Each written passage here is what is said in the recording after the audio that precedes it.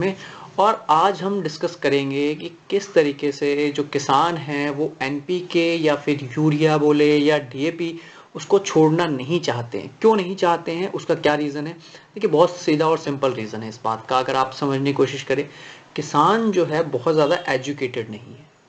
सबसे पहली ज़रूरत जो किसान की है वो है एजुकेशन। उसको लैक ऑफ एजुकेशन है। वो क्या करता है, ये देखता है कि बगल वाला किसान क्या यूज़ कर रहा है, उसकी क्रॉप जो है वो कितनी प्रोडक्शन दे रही है, उसकी यील्ड कितनी है, और उसके अकॉर्डिंग वो अपने लिए चीज़ों का इस्तेमाल करता है। तो जो उसको वो किसान इस्तेमाल कर रहा है वही वो अपने खेत में इस्तेमाल कर लेते हैं। बट प्रॉब्लम कहाँ से शुरू होती है? प्रॉब्लम यहाँ से शुरू होती है जब किसान को ये पता ही नहीं है कि वो इस्तेमाल क्या कर रहा है। बस क्योंकि उसे यील्ड अच्छी मिल रही है, प्रोडक्शन अच्छी मिल रही है, इसलिए वो उसका इस्तेमाल कर रहा है। तो एनपीके, और अगर हम बात करें यूरिया की या फिर हम बात करें डीएपी की, तो उसमें क्या हानिकारक चीज़ें हैं, क्या हार्मफुल है? देखिए, अगर ये चीज़ें केवल स्पेसिफिक एक मिनरल नाइट्रोजन या फॉस्फोरस या फिर आप ये कहें कि पोटाश वगैरह का स्पेशली अगर यूज़ होगा सॉइल में, तो ये चीज़ें क्या हैं, सॉइल में रह जाती हैं, ये वॉश आउट नहीं होती हैं, और जिसकी वजह से सॉइल की जो फर्टिलिटी है वो कम हो जाती है। धीरे धीरे उसका वाटर एब्जॉर्प्शन ज़्यादा हो जाता है। जैसे इरिगेशन प्रोसेस में क्या होता है कि ज़्यादा पानी लगता है, और उससे जो किसानों का पानी का खर्च है, जो इरिगेशन कॉस्ट है, वो भी बढ़ जाता है। साथ ही साथ उनकी जो सॉइल की फर्टिलिटी है वो कम हो चुकी है। अब सॉइल की फर्टिलिटी कम हो चुकी है तो उन्हें और ज़्यादा न्यूट्रिएंट्स डालने पड़ेंगे सॉइल में। बट किसान ये समझने को तैयार नहीं है कि उनकी जो फर्टिलिटी है क्रॉप सॉइल की, और जो क्रॉप की यील्ड है वो जब ही बढ़ेगी जब उनके यहाँ पर सॉइल में ह्यूमस कंटेंट ज़्यादा होगा। जिस सॉइल में बहुत ज़्यादा ह्यूमस होता है उस सॉइल में कुछ करने की जरूरत ही नहीं है। वो अपने आप ही जो है बेसिक नीड को फुलफिल करती है।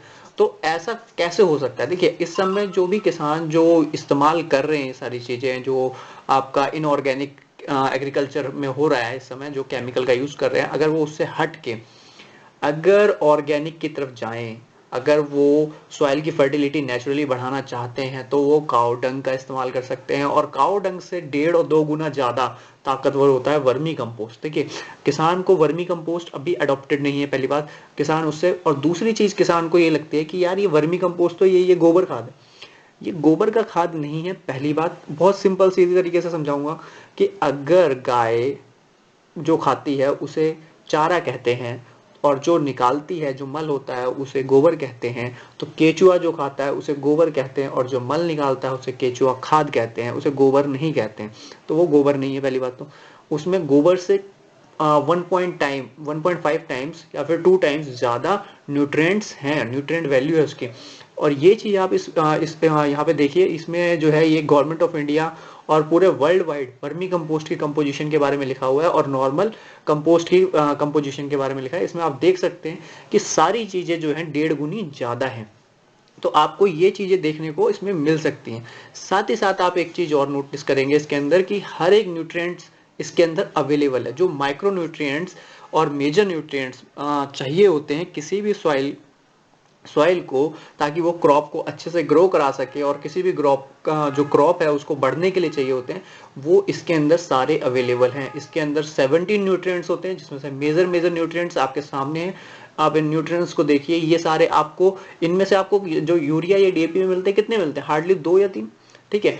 तो हमारा सीएन रेशियो, जो कार्बन नाइट्रोजन रेशियो है, वो कितना है सॉइल के अंदर, ये बहुत ज़्यादा इंपॉर्टेंस रखता है किसी भी क्रॉप की ग्रोथ के लिए। साथ ही साथ उसमें पोटेशियम कितना है, तो ये भी इंपॉर्टेंट है। फॉस्फोरस कितना है, सल्फर कितना है, और मैग्नीज कितना है, कैल्शियम कितना है, मैग्नीशियम कितना है, सोडियम कितना है, ये सारे जो मिनरल्स हैं वो सब चाहिए। देखिए, जब इंसान को बड़े होने के लिए, ग्रोथ करने के लिए सारे मिनरल्स की आवश्यकता होती है। ये नहीं कि सिर्फ हमें एक ही तरह का मिनरल चाहिए जो कि हमारी बॉडी को, अब हम कहें कि हमारी बॉडी जो है वो कार्बन की बनी है तो सिर्फ कार्बन कार्बन चाहिए, या फिर हमारी बॉडी जो मसल्स हैं वो नाइट्रोजन की बनी है तो हमें सिर्फ प्रोटीन चाहिए।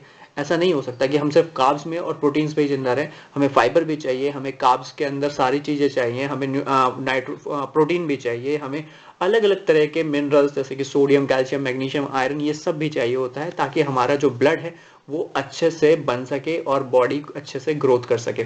तो इसलिए किसान को ये बात समझने की ज़रूरत है कि सिर्फ और सिर्फ नाइट्रोजन, फॉस्फोरस से अगर आप जल्दी से जल्दी यील्ड दे भी देंगे, तो आप जो जो भी क्रॉप बना रहे हैं उस क्रॉप में हार्डली 2 ही न्यूट्रिएंट्स मेजर अमाउंट में होंगे, बाकी कोई नहीं होगा, जिसकी वजह से वो क्रॉप जब किसी इंसान के पेट में जाएगा तो वो उसे वही न्यूट्रिएंट्स मिलेंगे। साथ ही साथ इससे जो है बहुत सारी डिजीज भी अट्रैक्ट होती हैं, जिसकी वजह से क्या होता है, जब ये पेट में जाता है तो बायोमैग्निफिकेशन शुरू हो जाता है।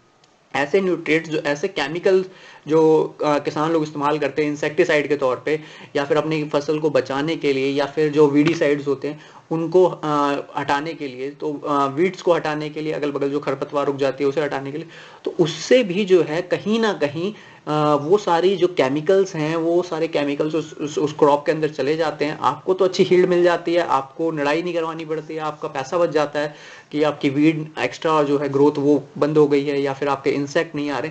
बट आप क्यों नहीं इसको नेचुरली करते? क्योंकि अगर आप वो जो इंसेक्टिसाइड है जिसको आप खुद अपने मुंह पे कपड़ा बांध के स्प्रे कर रहे हैं ताकि आपके मुंह में ना चले जाए, वो आप कैसे किसी दूसरे को दे सकते हैं? वो आप किसकी थाली में ऐसे ऐसे कैसे परोस सकते हैं? मैं ये सब इसलिए नहीं कहता क्योंकि मेरा खुद का ऑर्गेनिक का काम है, बल्कि मैं चाहता हूं कि देश इस बात से जागरूक हो। गवर्नमेंट ऑफ इंडिया ने खुद अब इस बार अपने बजट में एक इनिशिएटिव लिया है। गवर्नमेंट ऑफ इंडिया ने जो यूरिया और डीएपी की जो पहले से ही गवर्नमेंट ऑफ इंडिया इसमें काम कर रही थी, जिसमें 10% का जो है कटौती करी गई थी यूरिया के प्रोडक्शन में, कि जितनी भी यूनिट्स हैं यूरिया प्रोडक्शन की उन सबको 10% कम प्रोड्यूस करना होगा अपनी जो टोटल टर्नओवर है उनका टोटल प्रोडक्शन का उससे। बट अब जो है इस बार गवर्नमेंट ऑफ इंडिया ने जो सब्सिडी वो दे रही थी नाइट्रोजन पे या फॉस्फोरस पे, वो सब्सिडी कट डाउन कर दी है। 35,000 करोड़ का सब्सिडी कट डाउन किया है। वो पैसा अब सरकार अनुदान के तौर पे नहीं देगी जो भी यूरिया और डीएपी मैन्युफैक्चरिंग कंपनीज हैं उनको।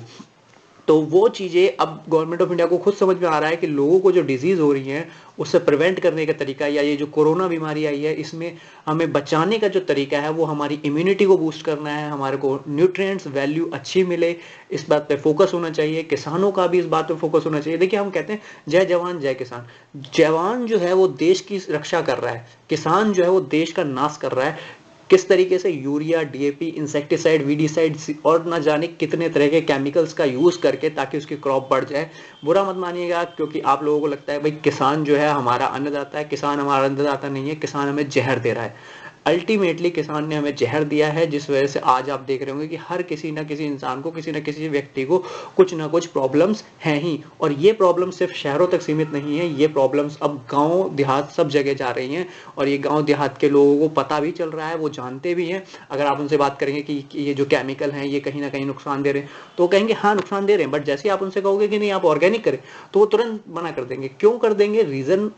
रीजन एक है कि हमारा पैसा, हमें पैसा नहीं आएगा, हमें उतना उतना, जबकि उनको पैसा भी मिल जाएगा। एक्चुअली क्या है, उनका बिलीफ सेट हो चुका है। उनका बिलीफ सेट हो चुका है कि उन्हें इनऑर्गेनिक करना है, उन्हें किसी भी तरीके से अपनी हील्ड बढ़ानी है। और मेरी एक किसान से बात हुई, मैंने उनसे बोला कि जी आप ने वर्मी कंपोस्ट इस्तेमाल किया, आपको कैसा रिजल्ट रहा? कह रहे बहुत बढ़िया रिजल्ट था, अच्छा रिजल्ट था। फिर मैंने कहा अच्छा आप दोबारा ऑर्डर करना चाहेंगे फिर तो इसका, जब आपको इतना अच्छा रिजल्ट मिल रहा है? तो उन्होंने कहा नहीं, एक्चुअली क्या है कि हमारे को रिजल्ट तो अच्छा मिला, बट प्रोडक्शन हमें जितनी जल्दी चाहिए थी वो 10 दिन डिले हो गई। तो 10 दिन डिले हो गई तो हम क्या करते हैं, दे दनादन यूरिया मारते हैं। उनकी लैंग्वेज सीधी सीधी लैंग्वेज थी कि हम दे दनादन यूरिया मारते हैं और उसके बाद हम दबा के जमीन से फसल उगाते हैं। और हमें तो भैया पैसे से मतलब है, हमें इस बात से क्या मतलब कि आप क्या बेच रहे हो हमें। तो ये मेरी हाथ जोड़ के विनती है अपने सभी किसान भाइयों से कि प्लीज ये सब चीजें बंद करिए और जो है ऑर्गेनिक को प्रमोट करिए ज्यादा से ज्यादा। आप मुझसे नहीं, अगर वर्मी लेना चाहते हैं, दुनिया में ना जाने कितने लोग वर्मी कंपोस्टिंग कर रहे हैं। वर्मी के अलावा भी और भी जैविक खाद हैं, आप उनमें से किसी का भी इस्तेमाल कर सकते हैं। मैं नहीं कहता कि आप सिर्फ वर्मी का इस्तेमाल करें, आपको जो भी तरीका ऑर्गेनिक का लग रहा है आप करें, बट देश को इस केमिकल से मुक्त कराएं, देश का सपोर्ट करें, देश को आगे ले जाएं, देश के लिए कंट्रीब्यूट करें। अगर आप सच मायने में जय जवान और जय किसान के नारे को मतलब एक सही नारा साबित करना चाहते हैं, एक देश का मंत्र साबित करना चाहते हैं कि ये देश का मंत्र है, इसी से देश आगे बढ़ रहा है, तो जवान तो अपने लिए अपनी जान जोखिम में डाल के आपकी सीमा पे रक्षा कर रहे हैं खड़े होकर के। बट जो देश का किसान है वो कहीं ना कहीं देश को डुबाने की जो कोशिश कर रहा है, उसके लिए मैं चाहूंगा कि देश का जवान और देश का किसान दोनों ही देश के लिए खड़े हों। और मैं भी एक किसान हूं, मैं भी एक हाईटेक किसान इस समय जो अपना जो है पूरा मैंने वर्मी कंपोस्टिंग का काम शुरू किया है एज अ एंटरप्रेन्योर। तो मैं चाहूँगा कि और भी किसान जो हैं, किसान भाई, वो एक सिर्फ एग्रीकल्चर को एक खेती किसानी ना मान के या फिर अपनी आजीविका ना मान के एक सोशल एंटरप्रेन्योर के तौर पे निकल के बाहर आएँ, देश की सेवा करें, साथ ही साथ देश को अच्छे से अच्छी हील्ड दें। और लोग इस समय पैसा देने को तैयार हैं, ऐसा नहीं है कि लोग पैसा नहीं दे रहे हैं क्रॉप्स के लिए। अगर आप ऑर्गेनिकली चीज़ें अच्छी उगा रहे हैं तो सब लोग पैसा देने को तैयार हैं, बशर्ते ज़रूरत है सोच बदलने की, ज़रूरत है अपनी नीयत को बदलने की। Thank you for watching this video. I am Vivek Saxena and अब इसके आगे जितने भी इश्यूज होंगे, कंसर्न होंगे रिगार्डिंग वर्मी कंपोस्टिंग या फिर जिस आपको किसी पर्टिकुलर क्रॉप से रिलेटेड कोई वीडियो मिलेगा, तो आपको अब आगे चल के इसमें कुछ ना कुछ वीडियोस आते रहेंगे इस चैनल पर, जो कि आपको ये बताते रहेंगे कि क्या इश्यूज हैं और आज के टाइम के क्या इश्यूज हैं। ये चैनल केवल फार्मर्स के लिए नहीं है, ये चैनल एक सोशल एंटरप्रेन्योरशिप के लिए है, ताकि आपको पता चले कि समाज की सेवा के साथ साथ बिजनेस कैसे किया जा सकता है। और अगर आपको वीडियो अच्छा लगा हो तो प्लीज़ चैनल को लाइक करिए, सब्सक्राइब करिए और शेयर करिए, और ज़्यादा से ज़्यादा वीडियो देखने के लिए बेल नोटिफिकेशन को दबा दीजिए। Thank you.